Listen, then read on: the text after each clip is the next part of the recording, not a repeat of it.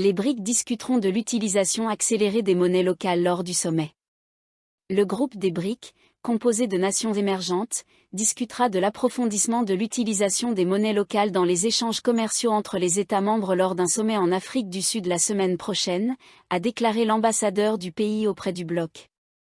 Les discussions porteront sur des questions telles que la mise en place d'un système de paiement commun, tandis qu'un comité technique pourrait être créé pour commencer à examiner la possibilité d'une monnaie commune, a expliqué Anil Souklal lors d'une interview au bureau de Bloomberg à Johannesburg lundi. Il a précisé lors d'une conférence au même endroit qu'il n'était pas prévu de discuter du remplacement du dollar américain en tant que monnaie mondiale de facto. Le commerce en monnaie locale est fermement à l'ordre du jour, a déclaré Souklal. Il n'y a pas de point à l'ordre du jour concernant la dédollarisation. Les BRIC n'appellent pas à la dédollarisation. Le dollar continuera d'être une monnaie mondiale majeure, c'est une réalité. Les membres des BRIC Brésil, Russie, Inde, Chine et Afrique du Sud s'efforcent de réaliser davantage d'échanges commerciaux entre eux dans leur propre devise, dans le but de gagner en influence mondiale et de contrebalancer la domination des États-Unis.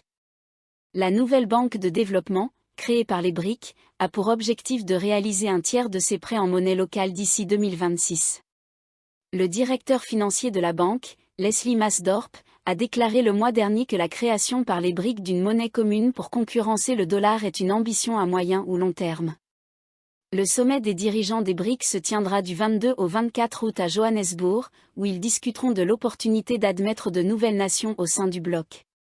40 chefs d'État et de gouvernement ont confirmé leur participation, un chiffre qui pourrait atteindre environ 50, selon Souklal. Je pense qu'il y a un consensus général sur le fait que les BRIC doivent s'élargir, a-t-il déclaré. Nous avons établi des règles de procédure et des critères. Officiellement formé en 2009 à 2010, le groupe des BRIC a eu du mal à exercer une influence géopolitique à la hauteur de sa portée économique collective. Les membres du bloc représentent plus de 42% de la population mondiale et comptent pour 23% du produit intérieur brut mondial et 18% du commerce mondial. Le groupe des BRIC vise à promouvoir les intérêts du monde en développement et n'est pas en concurrence avec d'autres blocs, a-t-il précisé. Il existe une idée fausse selon laquelle les BRIC seraient anti-Occident, que les BRIC auraient été créés en tant que concurrents du G7 ou du Nord global, a déclaré Souklal. C'est incorrect.